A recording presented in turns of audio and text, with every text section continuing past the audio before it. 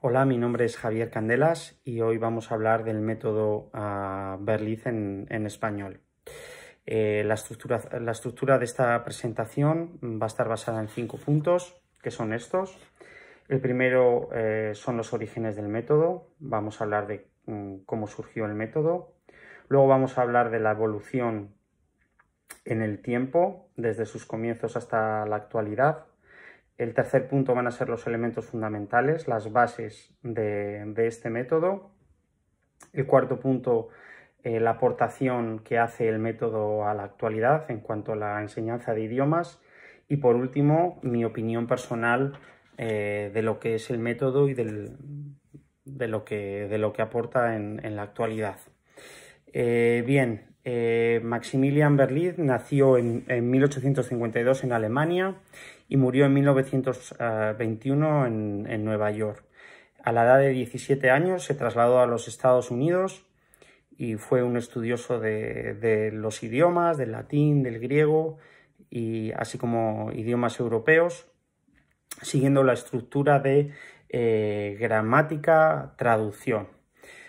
Pronto creó una escuela de idiomas y casualmente, pues bueno, parece ser que el francés cobraba importancia, contrató a un auxiliar de conversación francés y en ese momento cayó enfermo. Las únicas indicaciones que le pudo dar a este profesor fue, pues mira, señala objetos, nómbralos, actúa con los verbos.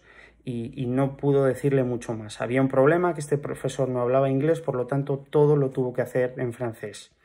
Pasadas unas semanas, cuando ya se recuperó, pensaba que iba a haber ahí un desastre y mucha queja, y lo que se encontró es a los alumnos en un ambiente bastante ameno, hablando en inglés, con un buen acento en inglés, y aquí eso le dio la llave para empezar a trabajar el método y a pulir determinados aspectos que luego pues, conseguirían que su método tuviera éxito. Olvidaba lo que era la memorización y el tema oral, pues bueno, tuvo mucha importancia. Con respecto a la evolución del método, pues bueno, este éxito le hizo crear su primera escuela en Providence y luego aumentar muchas más escuelas. Empezó en Boston, luego empezó en varios estados de los Estados Unidos, Nueva York, Washington, y así en la mayoría de los estados norteamericanos. Visto el éxito que tuvo, el método se expandió a Europa, y allá por la década de los años 50, con la expansión del comercio internacional, pues bueno, empezó con escuelas en Latinoamérica y Asia.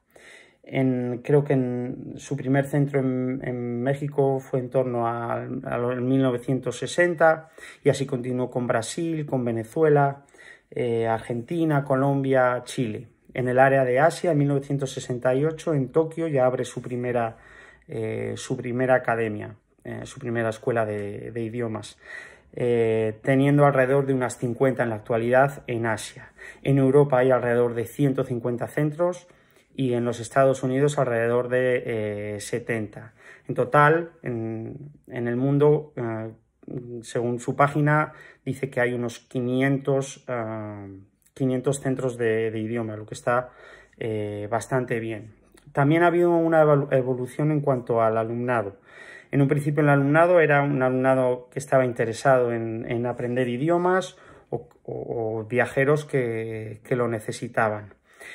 Esto cambió de una enseñanza tradicional o convencional a una más personal, con una reducción del número de alumnos, que hizo que uno de los aspectos fundamentales de su método sea la inmersión total. Es decir, durante varias horas al día, incluso 8 horas al día, entre 2 y 6 semanas, se estructuraban los contenidos y los alumnos tenían que estar, por la urgencia de muchos de ellos, tenían que estar inmersos en esa dinámica de enseñanza. Pasamos al punto 3 y hablamos de los elementos fundamentales. que son los siguientes. Aquí os hago un pequeño resumen de los 5 puntos o elementos fundamentales que tiene el método. El primero dice que en clase solo se habla en el idioma extranjero, es decir, desde que entra el profesor hasta que se va, solo se utiliza el idioma que se está enseñando. Para nada se para y se explica la gramática o determinados aspectos en el idioma materno de los estudiantes.